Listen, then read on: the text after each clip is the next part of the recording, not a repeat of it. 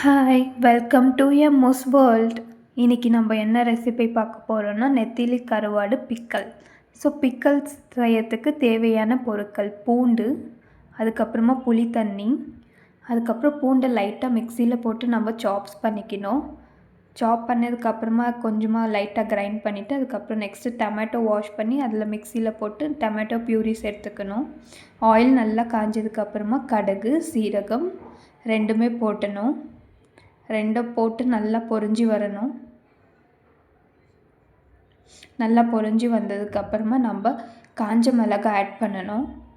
காஞ்ச மிளகாய் போட்டு காஞ்ச மிளகாவும் அந்த எண்ணெயில் நல்லா ஃப்ரை ஆகணும். அப்புறம் கருவேப்பிலை போடணும். கருவேப்பிலை போட்டு அதுவும் நல்லா ஃப்ரை ஆகணும். அப்புறமா பூண்டு நம்ம சாப் பண்ணி வச்ச பூண்டு அதில் போடணும்.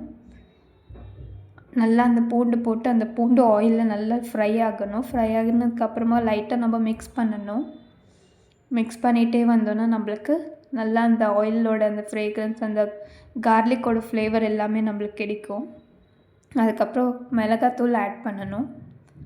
மிளகாத்தூள் நம்மளுக்கு தேவையான அளவு காரத்துக்கு ஏற்ற மாதிரி போட்டுக்கோங்க.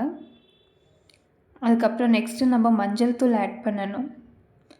அதுக்கப்புறம் உப்பு தேவையான அளவுக்கு ஆட் பண்ணிக்கோங்க. ஆட் பண்ணதுக்கப்புறமா லைட்டாக அதுக்கு மிக்ஸ் பண்ணி விடுங்க. லைட்டாக அப்படியே மிக்ஸ் பண்ணிகிட்டே வாங்க. மிக்ஸ் பண்ணிகிட்டே வந்தீங்கன்னா உங்களுக்கு நல்லா அந்த ஆயிலில் எல்லாமே மிக்ஸ் ஆகிறது உங்களுக்கு தெரியும். அதுக்கப்புறமா பிக்கலுக்கு தேவை அதிகமாக ஆயில் தான் ஊற்றணும் நம்ம. ஸோ அதனால் ஆயில் கொஞ்சம் அதிகமாக தான் இருக்கும். ஸோ இப்போ நீங்கள் பார்க்கலாம் ஆயில் அந்த மசாலாலேருந்து நல்லா பிரிஞ்சு வெளியே வரும்.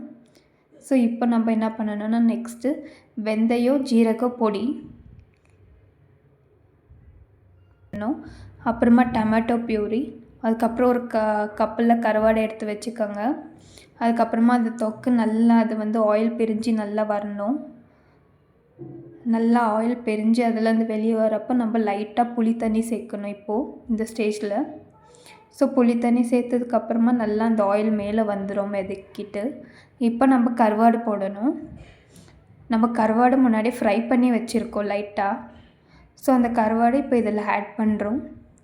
ஆட் பண்ணி நல்லா மிக்ஸ் பண்ணிவிட்டு கலரிட்டே வரணும். ஸோ கலரிட்டே வரும்போது ஆட்டோமேட்டிக்காக அந்த உங்களுக்கு நல்லா தெரியும், அந்த கலர் சேஞ்ச் ஆகும். ஸோ அந்த கலர் சேஞ்ச் ஆனதுக்கப்புறமா அப்படியே கொஞ்ச நேரம் அதை வேக விடணும்.